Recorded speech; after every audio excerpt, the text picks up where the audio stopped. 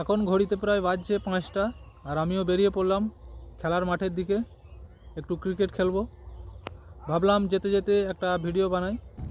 Road একদমই খালি, ওই একজন দুজন করে মানুষজন আসছে।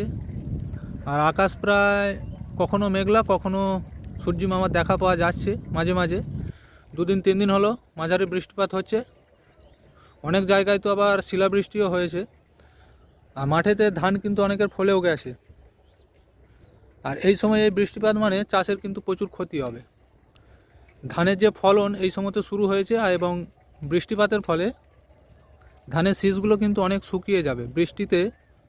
বৃষ্টির ফোঁটার জন্য ধানেতে শীষগুলোই লাগলে সেগুলো ফেটে যে রোদেতে শুকিয়ে যেতে পারে, চাষের কিন্তু ভালোই ক্ষতি হবে।